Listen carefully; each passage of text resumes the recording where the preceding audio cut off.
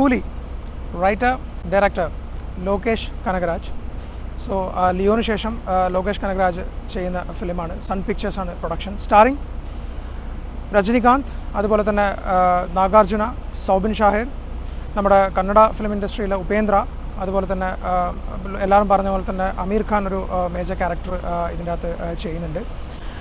Lokesh കനകരാജനാണ് writer.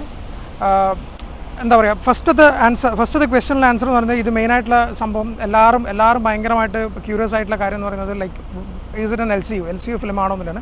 അത് ലോകേഷ് കനകരാജൻ നമ്മൾ പറയുന്നത് ഒരു LCU അല്ല, ഇതൊരു സ്റ്റാൻഡ് അലോൺ ഫിലിമാണ്. ഒരു കൂലി പുള്ളിക്കാരനെ ചുറ്റിപ്പറ്റിയിട്ടുള്ള കാര്യങ്ങളൊക്കെയാണ് ആക്ച്വലി ഇതിനകത്ത് ചെയ്യുന്നത്. ഇതിനകത്ത് ഇവർക്കൊക്കെ പുറമെ വന്നിട്ട് ശ്രുതി ഹാസൻ ഒരു മേജർ ക്യാരക്ടർ ചെയ്യുന്നുണ്ട്. അതല്ലാതെ വന്നിട്ട് പിന്നെ ഒരു മേജർ ലേഡി കൂടെ ഇതിൻ്റെ അകത്ത് ചെയ്യുന്നുണ്ട്, ഇമ്പോർട്ടൻ്റ് ആയിട്ടുള്ള ക്യാരക്ടർ. ഒരു ഹാർബറും അതിനെ ചുറ്റിപ്പറ്റി നടക്കുന്ന കാര്യങ്ങളാണ് ആക്ച്വലി ഇതിൻ്റെ അകത്ത് പറയുന്നുള്ളത്. ഒരു ഔട്ട് ആൻഡ് ഔട്ട് ആക്ഷൻ ഫിലിമായിട്ടാണ് ആക്ച്വലി ലോകേഷ് കനകരാജ് ഇത് ചെയ്തിട്ടുള്ളത്.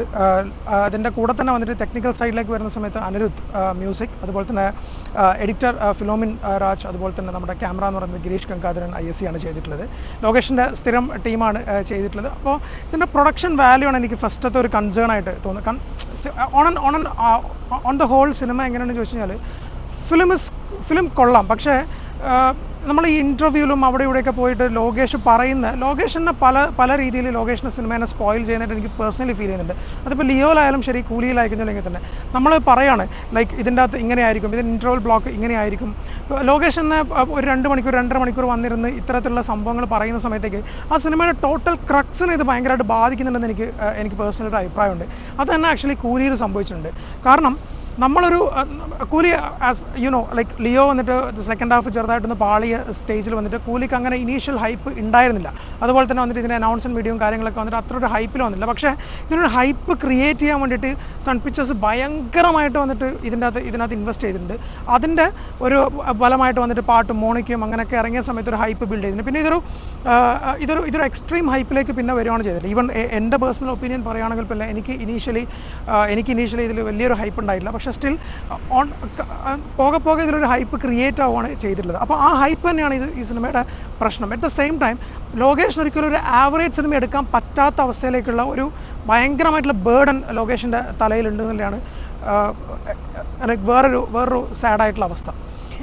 ആക്ടിങ്ങിലേക്ക് വരുന്ന സമയത്ത് വെച്ചാൽ രജനീകാന്ത് നന്നായിട്ട് ചെയ്യുന്നുണ്ട്. പക്ഷേങ്കിൽ ഈ സിനിമയുടെ സ്ക്രീൻ പ്ലേ ഭയങ്കര ഫ്ലാറ്റായി നിൽക്കുന്ന പോലെ പല സ്ഥലത്തും ഫീൽ ചെയ്യുന്നുണ്ട് ആക്ച്വലി. അതായത് നമുക്ക് ഭയങ്കരമായിട്ട് ഹാപ്പണിങ് നടക്കുന്ന പോലെ സ്ക്രീനിൽ ഭയങ്കര ഹാപ്പണിങ് നടക്കുന്നുണ്ടെങ്കിലും സ്ക്രീൻ പ്ലേയിൽ ഭയങ്കരമായിട്ടുള്ളൊരു ഹാപ്പണിങ്സ് നടക്കാത്ത പോലെ ഫീൽ ചെയ്യുന്നത്. അതായത് രജനീകാന്ത് വന്നിട്ട് ഒരു സൈഡിൽ പോവാണ്, രജനീകാന്ത് ഒരു അന്വേഷണം നടക്കുന്നു, സത്യരാജിൻ്റെ ഒരു ഇമ്പോർട്ടൻറ്റ് ക്യാരക്ടറുണ്ട്, സത്യരാജിൻ്റെ ഒരു പെർസ്പെക്റ്റീവിലുള്ള ഒരു കഥ പറച്ചിൽ എവിടെയോ വന്നിട്ടെന്ന് വെച്ചാൽ സിനിമയുടെ ഒരു സോളിൽ നിന്ന് വിട്ടു നിൽക്കുന്ന പോലത്തെ ഒരു ഫീൽ ആക്ച്വലി കൂലിക്ക് ഉണ്ട്.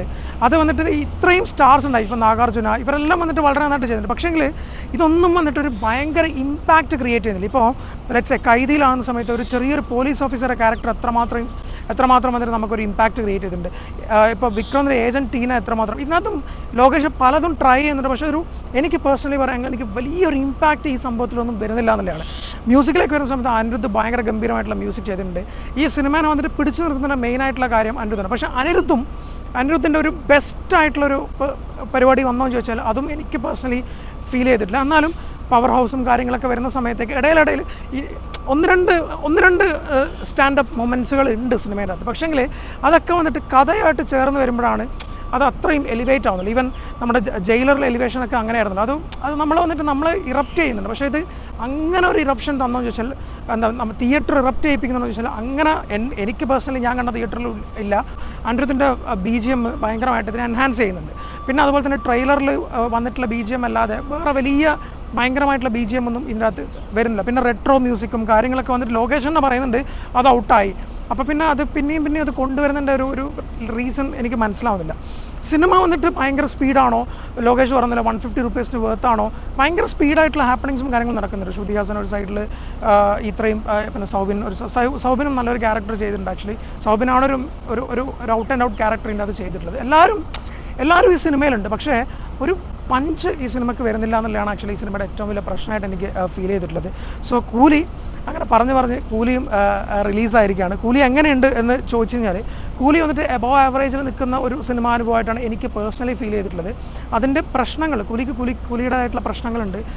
എന്താ പറയുക, സ്ക്രീൻ പ്ലേ ആയാലും ശരി, ഡയറക്ഷനിലായാലും ശരി, നമ്മളെ ഓവറോൾ നമ്മളെ എൻഗേജ് ചെയ്ത് നിർത്തുന്ന ശേഷം അതിൻ്റേതായിട്ടുള്ള പ്രശ്നങ്ങളുണ്ട്. പക്ഷേ എന്നാലും വൺ ടൈം കാണാൻ പറ്റുന്ന ഒരു സ്റ്റഫായിട്ട് ലോകേഷ് ഇത്തവണ നമുക്ക് തന്നിട്ടുണ്ട്.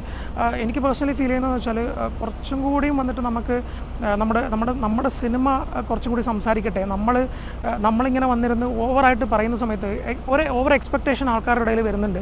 ആ എക്സ്പെക്ടേഷൻ വന്നിട്ട് മീറ്റ് ചെയ്യാൻ പറ്റുന്നില്ല. മീൻസ് അതായത് നമ്മളൊരു ആവറേജ് പ്രൊഡക്റ്റ് എടുത്താൽ പോലും അത് എക്സ്പെക്ടേഷൻ മീറ്റ് ചെയ്യുന്നില്ല എന്നെങ്കിൽ അത് വലിയൊരു പ്രശ്നമായിട്ട് ലോകേഷിന് മാറുന്നുണ്ട്. ഇത് തന്നെയാണ് ലിയോ.